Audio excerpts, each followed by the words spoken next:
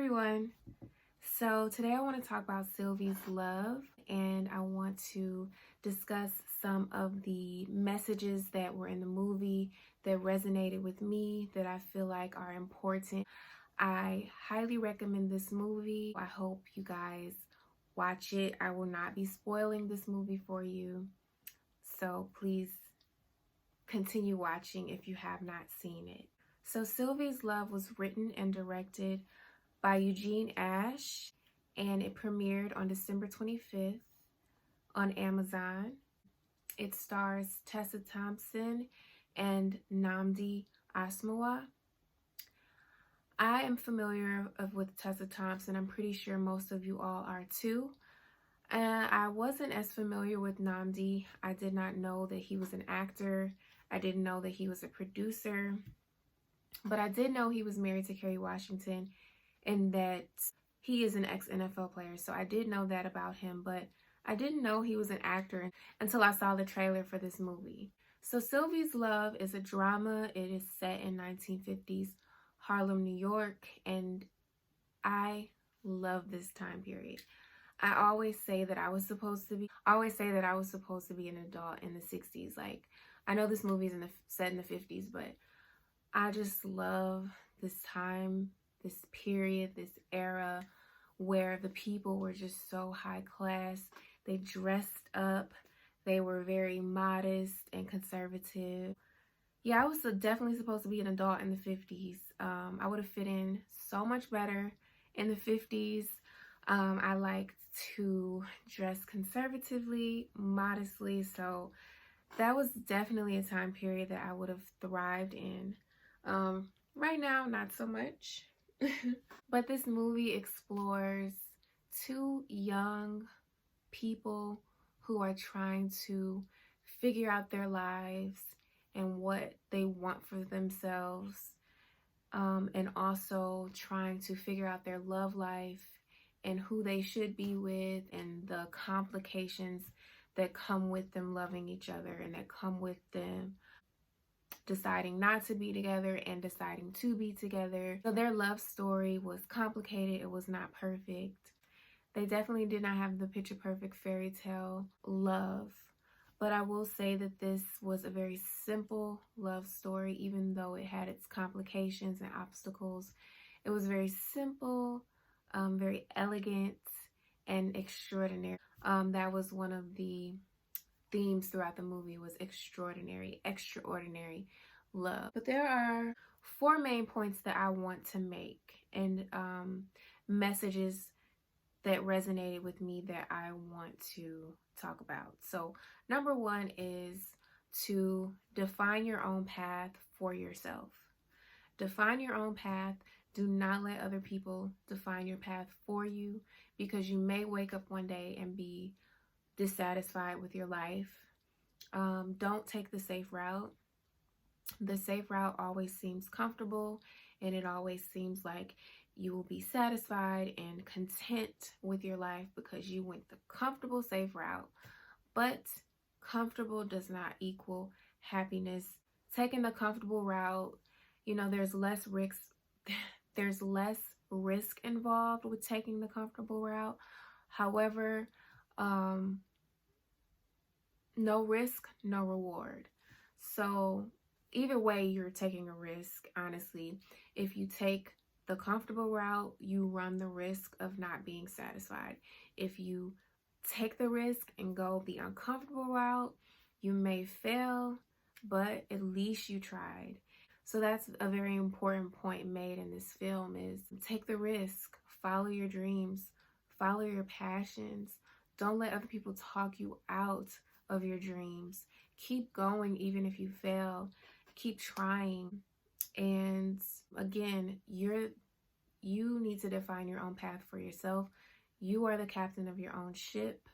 And even if you have to disappoint some people or do some things that your family won't like, do it.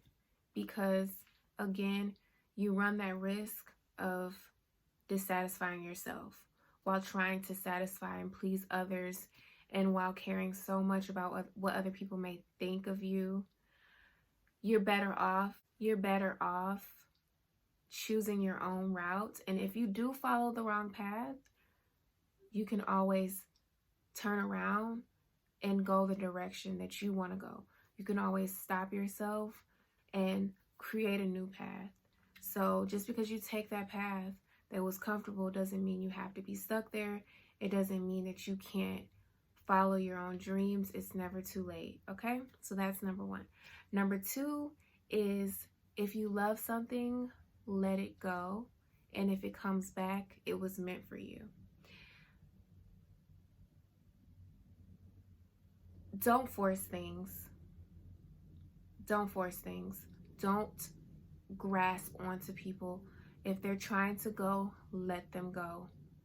Don't give ultimatums. Don't force things. Don't force things. If someone is going and they're leaving and they feel like they need to do this for themselves, let them go. Let them go. So many people give people ultimatums. They force people to be with them. They force things. They claw and grab and grasp at people instead of just letting them go and letting them live and letting them be and letting them determine if they want to come back. So if you love something and there's complications, there's obstacles, things aren't working out, let it go. Let them go. And if it comes back, it's meant to be. Don't force things. That's another message that resonated with me in this movie. If you love something, let it go. Number three, I feel like this movie explored the question of, can women have it all? Can women have it all? Honestly, I don't know. I don't know. That's something I struggle with as a woman, as a working woman who wants to have children, who wants to be married. Can I have it all? Do I want it all? Am I capable of managing it all? It's kind of scary to think about, but I honestly feel like women can have it all, because women can have it all if they have enough support to have it all. I think the problem is that a lot of women want it all, but they don't have the support. They don't have the support of their spouse. They don't have the support of their family. They don't have the support of outside help. They have too much pride to hire a cook. They have too much pride to hire a house cleaner. They have too much pride to hire a babysitter. And they put so much stress on themselves. But in reality, I feel like a woman can have it all if she has enough support to have it all, meaning her husband supports her. And I know Michelle Obama explored this in her book, Becoming. She talked about how could she have it all, and she determined that she couldn't have it all, and that she was going to have to make some changes in her life so that she could live a more manageable life. She needed her mother there to help her with her children. She hired a cook to help her prepare meals for her family because she's a lawyer and her husband was a senator. And how can they manage a household with two working people outside the home? So I think women can have it all with support, and I think that it's nothing wrong with being a stay-at-home mom. I feel like there's nothing wrong with when women decide, you know what, I just want to raise my children and my husband is going to go out there and make the money. And if a couple decides to do that, I don't see anything wrong with it. I don't associate stay-at-home moms with being weaker or less ambitious or anything like that, because staying at home is a sacrifice. And I've seen and heard a lot of women talk about how much they sacrificed to stay at home with their children and raise their children, because that was important to them, because after they birthed their children, they felt so much of an obligation to their children, to the well-being of their children, that being outside the home was detrimental. So they decided to stay at home. I see nothing wrong with that, and I see nothing wrong with the woman working outside the home. I see nothing wrong with the woman working outside the home and following her dreams and following her passions. I just think that women who do that need to realize that they need some support in terms of helping manage the household. They need their husband's help. If the husband doesn't know how to cook, he needs to learn how to cook. If the husband does not want to sit with the children and help them with their homework, he needs to either make some more money so he can hire a tutor or help his children. So I think that's so much burden placed on women. It's just a lot, you know. I don't have the answers. I'm not there yet in my life, but that is something that I do think about. So I feel like that's something that this movie explored. Can women have it all? I don't know, you guys. Let me know what you think below. Do you think women can have it all? Are you a woman who works and is struggling with that? Let me know below. Okay, so lastly, I want to talk about Black love and why I feel like Black love is important, why it's important for us to see Black love in real time, in reality, not just on a movie, not just on the TV screen. Like, that's cool and all, and I am here for that because that's why I'm making this video, because I feel like Black love is important, and I feel like movies like this need to be talked about and discussed and highlighted. But I think overall, Black love is more important in reality. And I'm grateful to come from a family where I witnessed Black love. I am a result of Black love. I grew up in a community where I saw Black love. And I think that we get fed messages through the media that Black love doesn't exist, or we don't see Black love. We do see Black love in our personal lives. I know I do. But we do see a lot of toxicity and a lot of chaos as well. And we need the positivity to provide a balance. And we see a lot of negativity in the media when it comes to Black people. So I think that it's important to have positive images, positive movies, positive messages that balance out the negativity. But I do want us to focus more on our reality in our real lives and how we can cultivate Black love in our real lives. So Black love is not just romantic love. Black love is the love of self.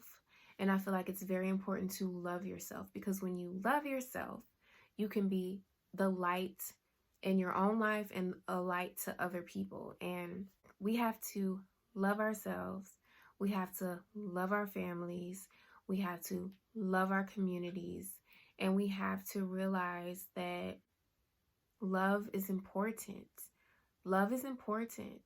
As much as people like to make love to be something that is not important, it is important. And I think it's very important for movies like this to be created. I'm glad that this movie was created.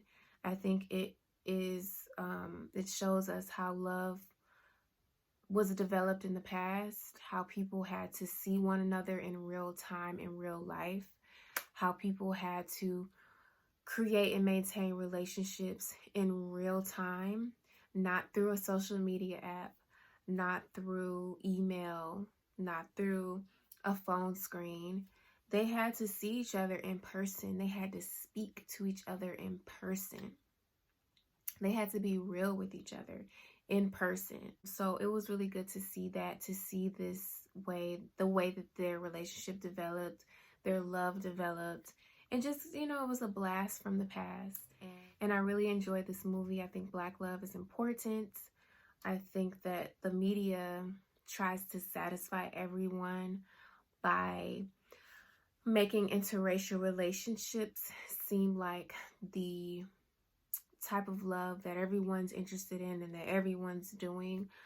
But in reality, interracial relationships are not a reflection of what's happening here in America, at least. Black people love each other. Black people are in love.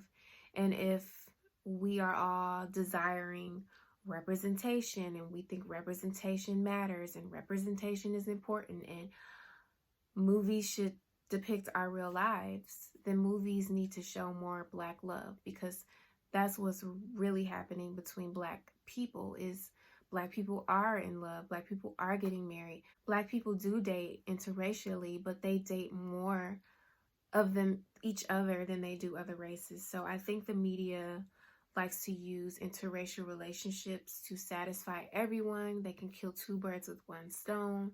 They can satisfy the Black audience and the white audience if they just put the Black and white people together in a relationship. And you exclude so many different types of relationships when you do that. When you put an Asian man with a white woman, or an Asian woman with a white man, where's that Asian representation? Where's that Asian couple representation? Because that's more likely to happen. A Black man with a white woman and a white woman with a Black man, yes, it happens, but that's not depicting in a reflection of reality in our real lives. And so, you know, this movie is this is a film, this is entertainment, and I love that it is showcasing Black love. But I also want us to remember that this is a film, this is just entertainment, and that we need to have more Black love and reality, and we need to cultivate that in our communities. So that is what I have for you guys today. I want to thank you all for watching my video today discussing Sylvie's Love. If I had to rate the movie, I would rate it a 95%. I think that it's a really good movie, and I think you guys should watch it.